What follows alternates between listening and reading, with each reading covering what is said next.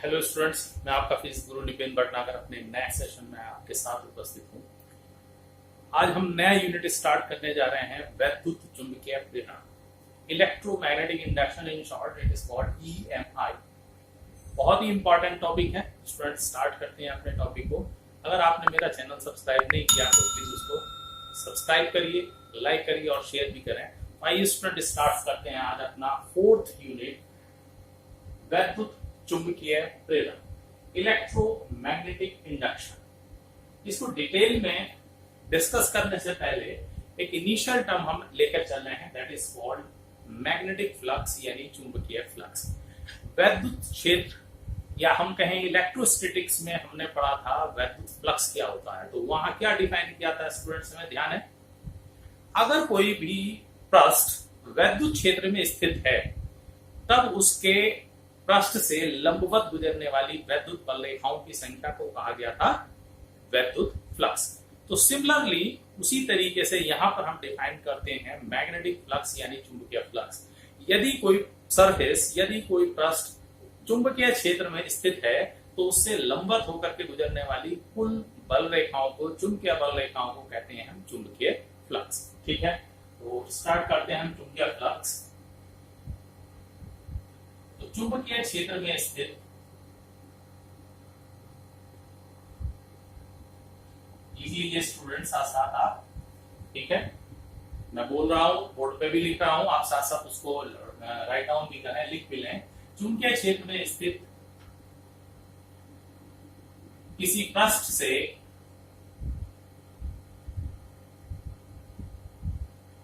लंबवत गुजरने वाली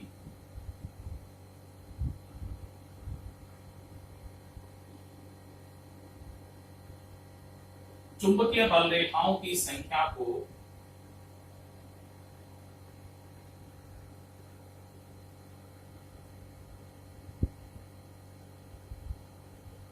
उस पृष्ठ से बद्ध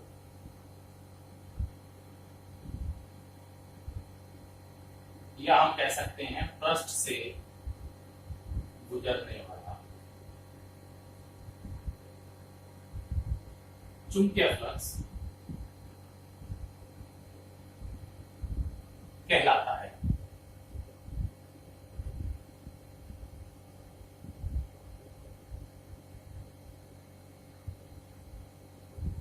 और इसे हम फाई से प्रदर्शित करते हैं।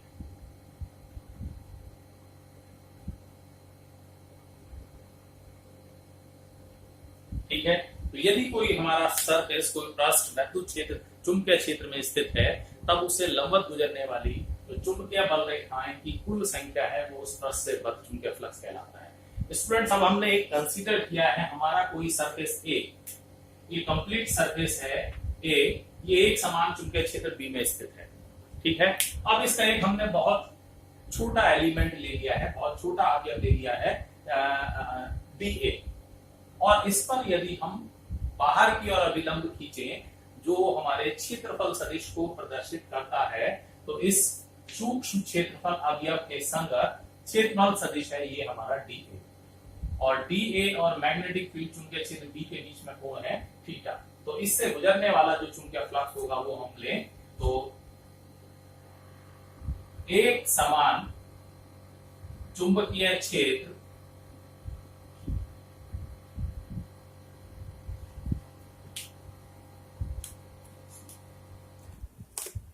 एक समान चुंबकीय क्षेत्र बी में स्थित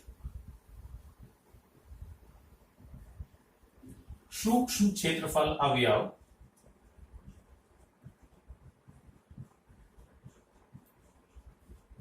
डीए से बद्ध चुंबकीय फ्लक्स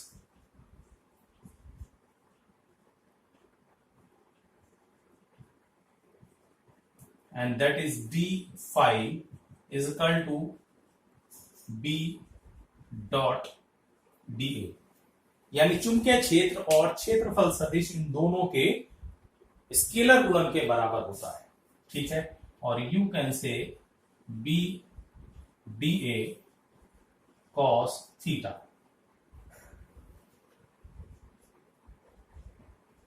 जहां थीटा चुंबकीय क्षेत्र बी तथा क्षेत्रफल सदिश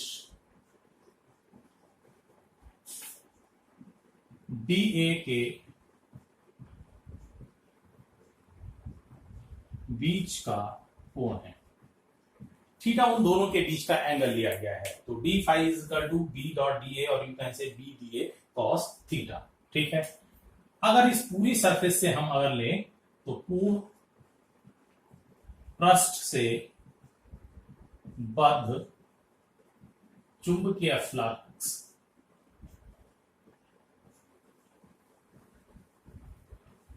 तो फाई इज इक्वल टू होगा इंटीग्रेशन और बी डॉट टी ए। ये कंडीशन तभी एप्लीकेबल होगी जब पूरी की पूरी सरफेस पर चुंबकीय क्षेत्र एक समान है। अगर चुंबकीय क्षेत्र वेरिएबल है तब ये कंडीशन हम नहीं लेंगे, तो that will be equal to integration b D A cos theta, और you can say b cos theta और इंटीग्रेशन ऑफ डी ए, इसका मतलब पूरे पृष्ठ का क्षेत्रफल, तो you can say b a cos theta.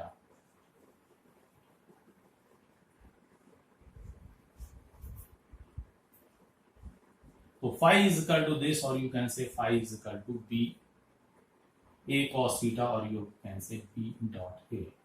ठीक है, ये पूरी सरफेस के लिए हम ले सकते हैं। और मात्रक देखें आप इसका, बी का मात्रक लेकर क्या चलते हैं, न्यूटन पर एम्पियर मीटर। बी का क्या मात्रक लेकर चलते हैं, न्यूटन पर एम्पियर मीटर, और ए है area, it means metre square, तो क्या यूनिट आ जाएगा, न्यूटन मीटर पर एम्पियर, और इसको हम लिखते हैं वेबर। तो इसका मात्रक न्यूटन मीटर प्रति एम्पियर या वेबर है। और ये तो एसआई सिस्टम में हो गए दोनों यूनिट, और सीजीएस सिस्टम में, these are in SI system, और सीजीएस सिस्टम में लिया जाता है इसके लिए मैक्सवेल।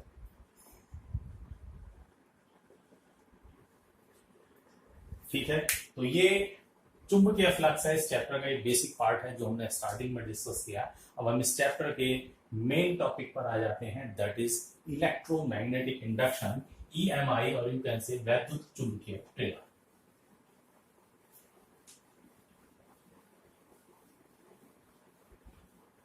धारा का चुंबकीय प्रभाव जब हमने पढ़ना शुरू किया तो सबसे पहले हमने देखा था ऑरस्टेड का experiment.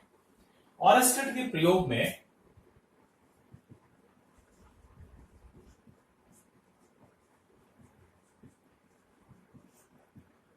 and this was the first experiment which established a relation between electricity and magnetism।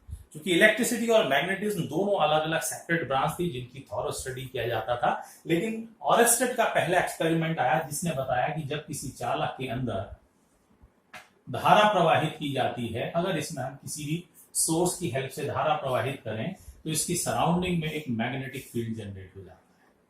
यानी आसपास चुंबकीय सुई रख करके उसने देखी तो वो विक्षेपित हो रही थी, और उसने एक रिजल्ट एस्टेब्लिश किया कि magnetic field is produced due to a current carrying conductor, यानी धारा के कारण चुंबकीय प्रभाव उत्पन्न होता है।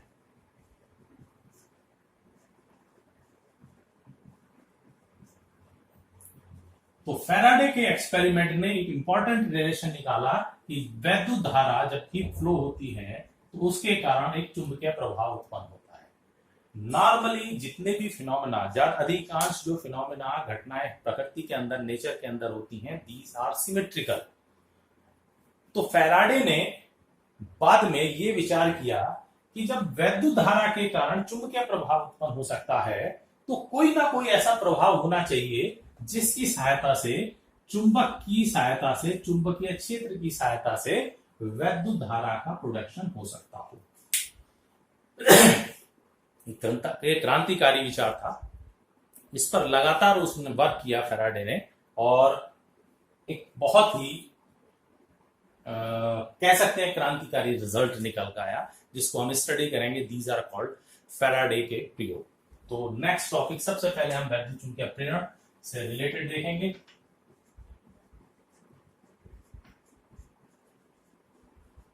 या सबसे पहले हम लेते हैं फैराडेज एक्सपेरिमेंट और फिर लेंगे चुंबकीय प्रेरण के नियम।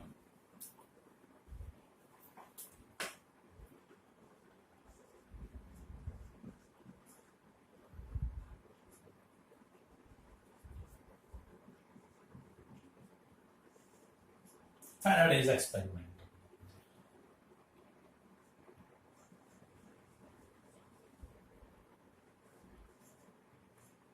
फैराडे ने कॉइल ली, एक कुंडली ली और उसका संबंध कर दिया एक गैल्वेनोमीटर से। देयर इज नो सोर्स, यानी इस कुंडली के साथ कोई भी धारा स्रोत नहीं जोड़ा गया है जो उसमें धारा प्रवाहित कर सकता हो।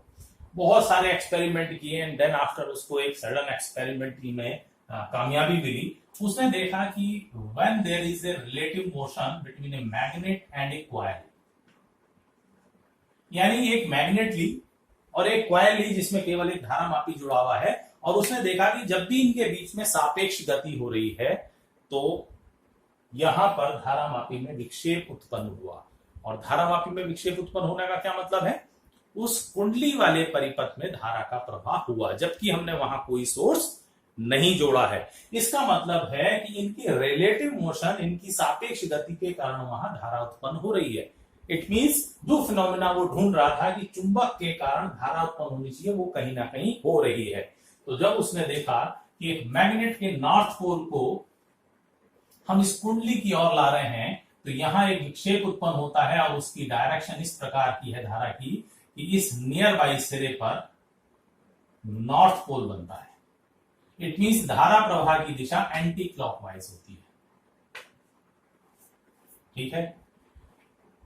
अगर इसी मैग्नेट को, नॉर्थ पोल को हम दूर ले जाना शुरू करें इन द सेम कॉइल, यानी सेम कॉइल को हमने एक्सपेरिमेंट में लिया है और इस नॉर्थ पोल को दूर ले जाना शुरू करें तो धारा तो बह रही है लेकिन पहले के विपरीत दिशा में। इट मींस यहां पर अब क्लॉकवाइज डायरेक्शन में धारा बहती है, it means in this direction, और यहां विक्षेप विपरीत दिशा में आ रहा है। अब अगर इसी एक्सपेरिमेंट को उसने साउथ पोल लिया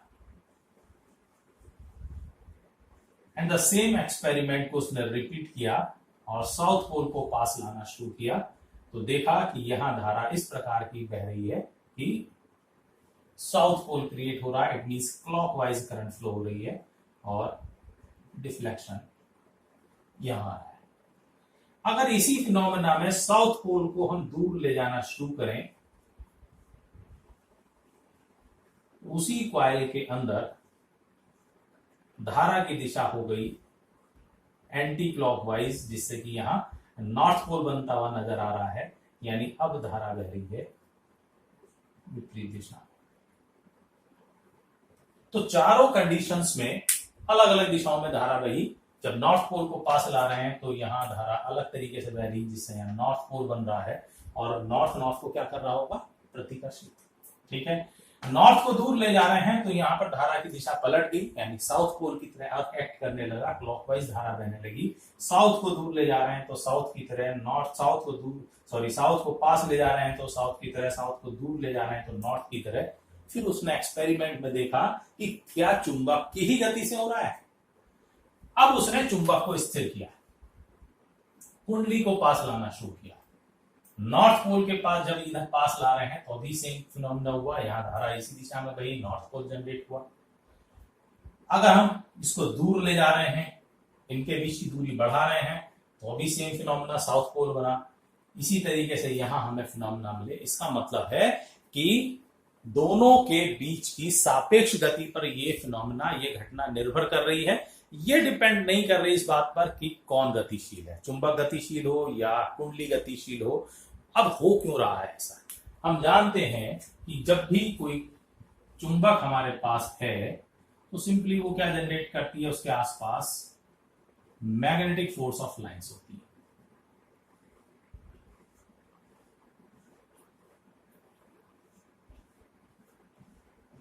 ठीक है। तो किसी भी चुंबक के आसपास के एरिया में उसकी मैग्नेटिक फोर्स ऑफ लाइंस, चुंबकीय बल रेखाएं होती हैं। और जब भी हम किसी पास में रख करके कुंडली को, उनके बीच की दूरी को बढ़ाएंगे घटाएंगे यानी सापेक्ष गति करेंगे, तो चूंकि ये बल रेखाएं इसमें से भी होकर के गुजर रही होंगी, तो यहां से गुजरने वाली चुंबकीय बल रेखाओं की संख्या में परिवर्तन होगा।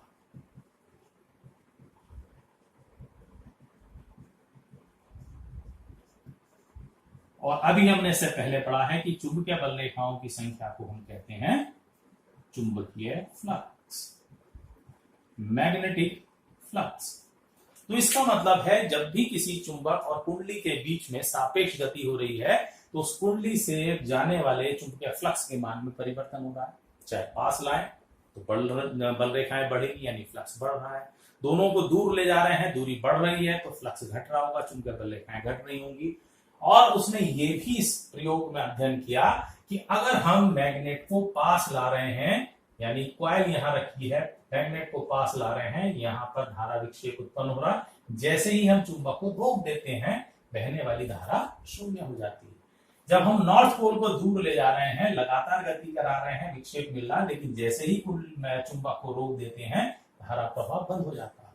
ठीक है, तो यहां से उसने एक रिजल्ट निकाला कि जब भी किसी परिपथ से बद्ध यानी परिपथ से गुजरने वाले चुंबकीय बल रेखाओं की संख्या जिसे हम कहते हैं चुंबकीय फ्लक्स में परिवर्तन होता है, तो वहां एक विद्युत वाहक बल उत्पन्न हो जाता है। विद्युत वाहक बल की सहायता से ही धारा उत्पन्न हो रही है और इस घटना को कहा गया विद्युत चुंबकीय प्रेरण। चुंबक की प्रेरणा से विद्युत का उत्पादन हो रहा है, इसलिए इस घटना को नाम दिया गया विद्युत चुंबकीय प्रेरण, इलेक्ट्रोमैग्नेटिक इंडक्शन।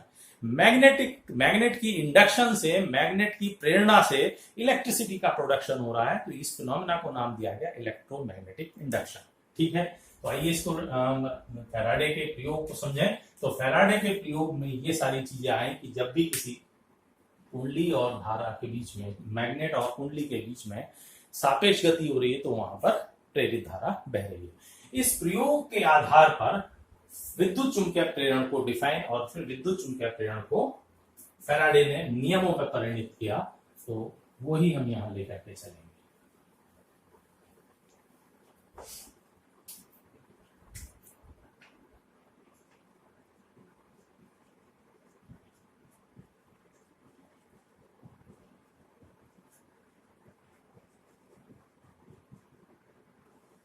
वैद्युत चुंबकीय प्रेरण, इलेक्ट्रोमैग्नेटिक इंडक्शन,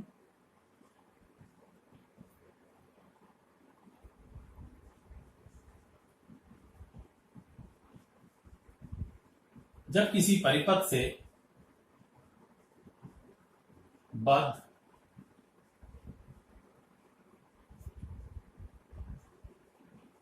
चुंबकीय फ्लक्स के मान में परिवर्तन होता है,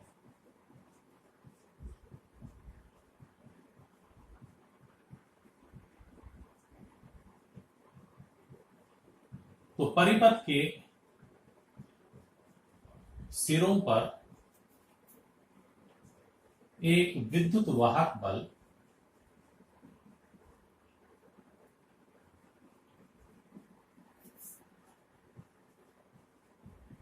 उत्पन्न हो जाता है,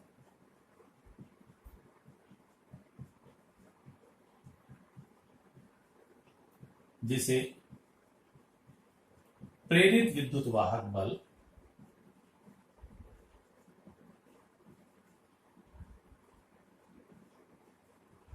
कहते हैं, तथा यह घटना विद्युत चुंबकीय प्रेरण कहलाती है।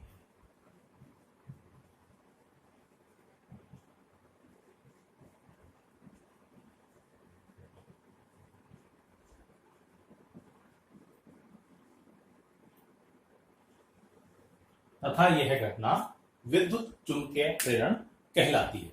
ठीक है, तो यह है हमारा एक इंपॉर्टेंट टॉपिक, इलेक्ट्रोमैग्नेटिक इंडक्शन, विद्युत चुंबकीय प्रेरण। ठीक है,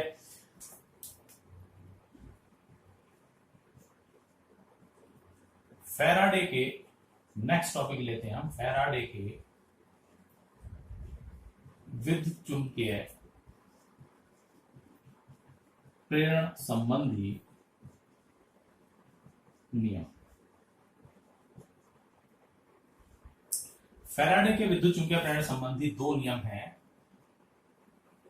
फैराडे के वैद्युत चुंबकीय प्रेरण संबंधी दो नियम है। फर्स्ट लॉ तो लगभग यही आ जाता है जो हमने लिया है कि जब किसी परिपथ से बद्ध चुंबकीय फ्लक्स के मान में परिवर्तन होता है, this is the first law.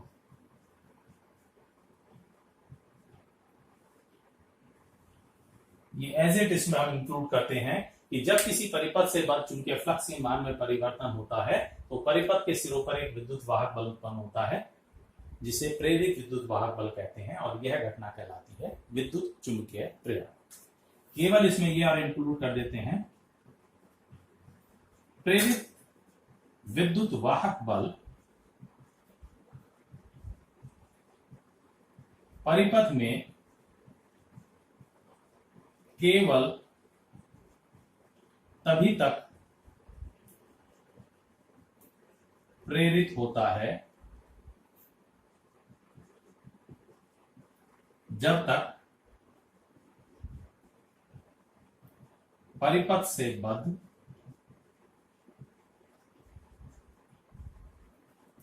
चुंबकीय फ्लक्स में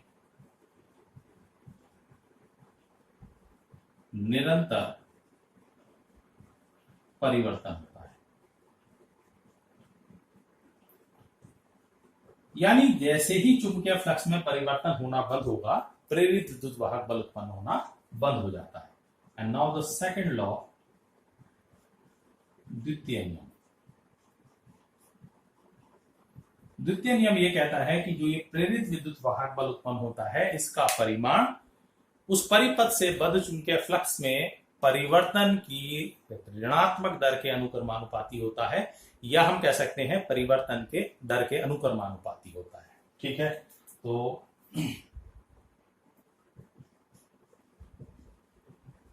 परिपथ में प्रेरित विद्युत वाहक बल का परिमाण परिपथ से बद्ध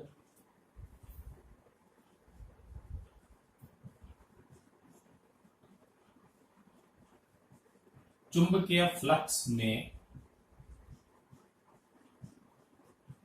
परिवर्तन की दर के अनुक्रमानुपाती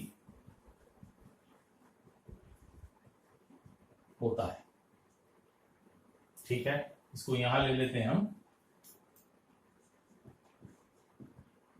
अतः E प्रोपोर्शनल टू d∅dt, ये है चुंबकीय फ्लक्स परिवर्तन की दर, और यहां हम एक नेगेटिव साइन और लेकर के चलते हैं जो हमें बताता है केवल डायरेक्शन। अनुक्रमानुपाती हम निशान हटाते हैं तो एक कांस्टेंट लेकर के आते हैं, तो E = -k d∅dt, जहां k = 1 एक अनुक्रमानुपाती नियतांक है।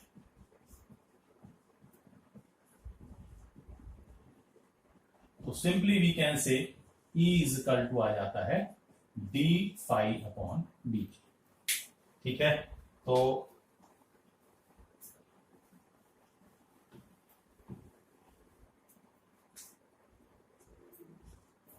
E =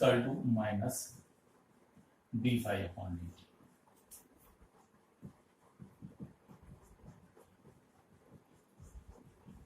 जहां ऋणात्मक चिन्ह लेंज के नियमानुसार है। ठीक है, जहां नेगेटिव साइन डायरेक्शन को रिप्रेजेंट करता है और ये लेंज के नियमानुसार है, जिसको हम अपने नेक्स्ट लेक्चर में डिस्कस करेंगे। तो ये थे आपके फैराडे के विद्युत चुंबकीय प्रेरण संबंधी नियम। तैयार करिए इनको, नेक्स्ट लेक्चर में मिलेंगे। जब तक के लिए धन्यवाद।